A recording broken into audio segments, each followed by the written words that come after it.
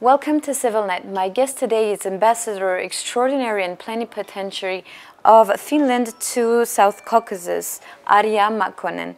We are at the Marriott Hotel where a reception to celebrate Finnish Independence Day is taking place here in Yerevan. Ambassador Makkonen, thank you for joining us. So Finland's Independence Day is held on December 6th. What does independence mean for Finnish people? First of all, thank you for inviting for this discussion with you. Independence Day for Finland is very important. I would say that every Finn knows about this Independence Day. They light 2 candles in the evening to celebrate. And it means freedom. It means democracy. We can vote anybody we want to. We have free media and good justice system. So everything connected to independence is what we are free to do, and people really appreciate that. And this year, for example, it was the 80th anniversary of the Winter War, and many people still remember, those who are still alive, around 85, 90 years old people, they still remember that war and how horrible it was. Can you tell us more about this war? It was a war between Finland and Soviet Union, and that took about 3 months. So it was a hard battle. And of course those wounds are still deep, but people were united, they fought, and these sacrifices are remembered, and we are independent, we survived. So that is something to remember. And every year the President of the Republic has a big reception in Presidential Palace, and for example this year, and actually every year, he invites war veterans to this reception, because of course every year there are less and less war veterans, but I think still this year there were some of them there aged 95 or almost 100 years, but still in good condition. All right, but let's talk also about Finland's role in the European Union, since Finland's presidency of the Council of the European Union is ending this year. So what were the priorities of the country, and what did Finland achieve them in 2019? Of course, we inherit a lot of things from the previous presidency, so we take these issues on the agenda and take them, we continue working on those issues. So there has to be always progress so that the things don't get stuck. During our presidency, for example, trade and growth, jobs, digitalization, they have been very important subjects. And for example, what we have achieved, for example, hybrid issues have been a lot on the agenda. And for example, there is now a hybrid working group in the council. So we can talk about these issues more than earlier.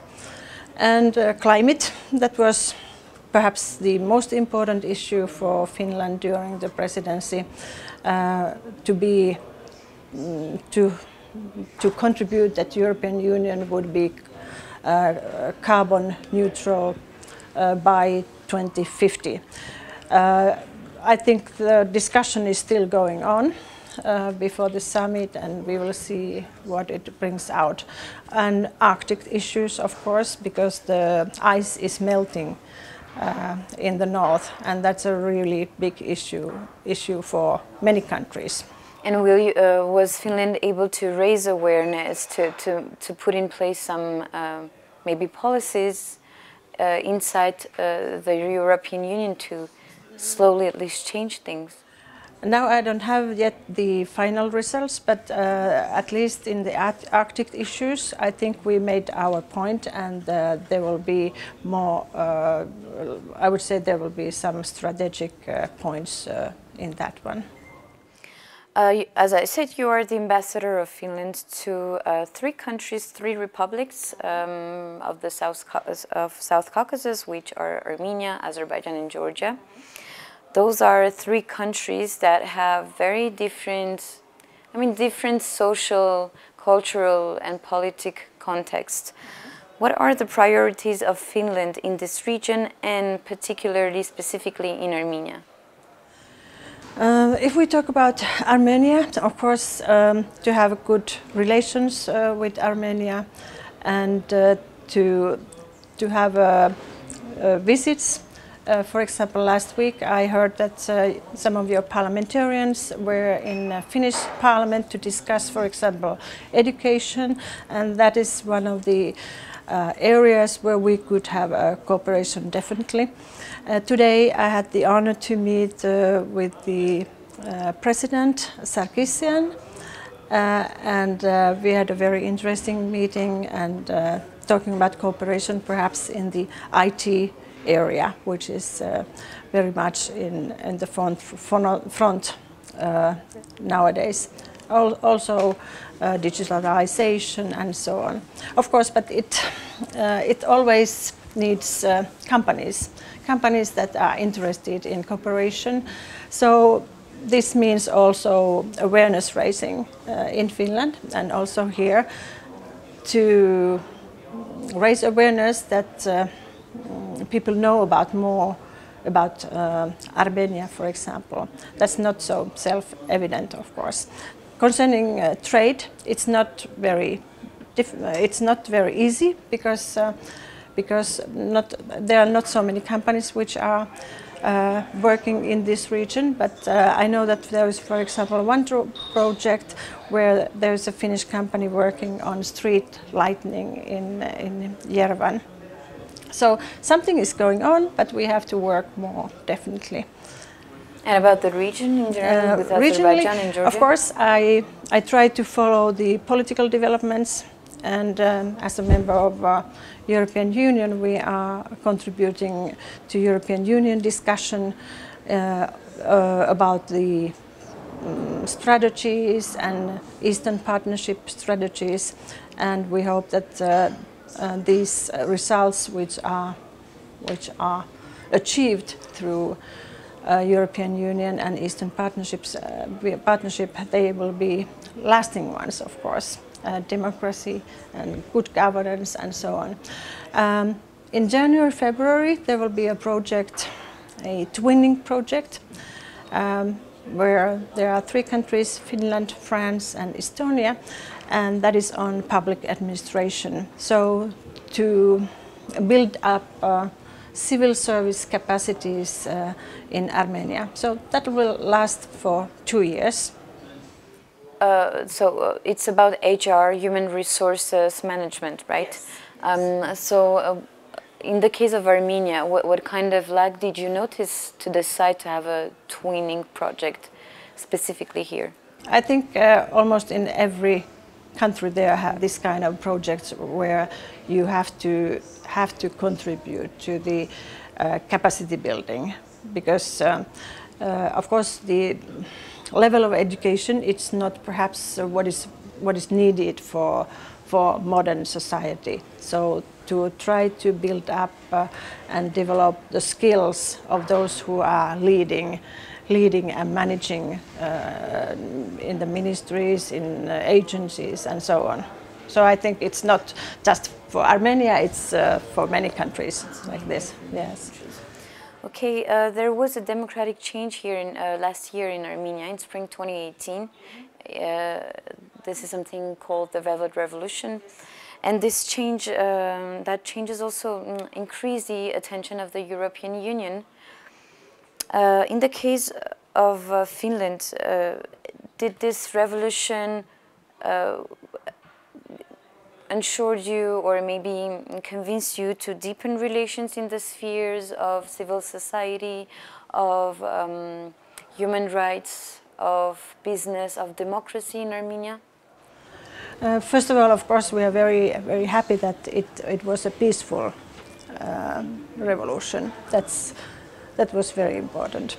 And we are following closely how the reforms are going on. And what I've heard, I mean, there is a new anti-corruption strategy and justice strategy, anti-corruption institutions coming up. So it's definitely very good progress. Of course, it takes time to have these processes going on, but I would really like to encourage the authorities to go on very courageously along with the reforms. Finland is one of the most democratic country. I mean, it's ranked as it is, and in terms of human rights too.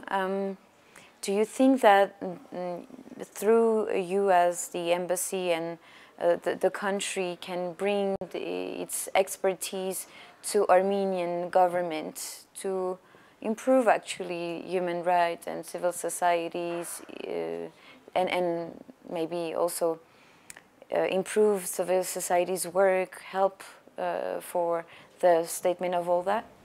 Mm-hmm. Of course, we try to do our best. Of course, we are a member in the European Union. The European Union is helping a lot, assisting a lot with technical help, assistance, and of course money-wise. Bilaterally, for example, what we had this autumn here, we had a seminar for disabled to raise awareness of the disabled people, and I think that is one of the most important areas because I feel that it's still a very difficult issue in many countries. So we had this kind of seminar in a little bit different forms also in Georgia and in Azerbaijan, and I have to say that it was really nice because authorities were there on the minister or vice minister level, very good conversations, and what was really nice also that we noticed that there's a real interest to go forward and a lot has been done. But of course, also in Finland, we have to work more on these issues. Equality is always an issue. Equality in terms of gender equality. Of course, we want to see women in high places. Because it's not only men's world. And by the way, congratulations, because you have a new prime minister, the youngest in the world. Actually, I think just during these minutes, our new government is sworn in, and you're right, our new prime minister is the youngest in the world, 33 years old, and she's a woman. So things are changing also in our country. It's a change of generation. And now I think there are at least 5 women party leaders, and all of them I think more or less under 40 years old. So also in our society there are changes. So in Finland, women have been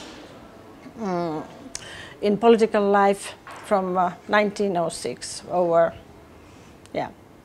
over 100 years definitely, and actively taking part in political life. So I think it's very important that women also participate because they always have a different point of view, and you have to have both views to have a good solution. But it's not good to have only women, of course. You have to have some kind of a middle way to have everybody heard. Thank you very much, Ambassador Makkonen, for this talk. Mm-hmm. Thank you. Thank you for watching and continue to follow CivilNet.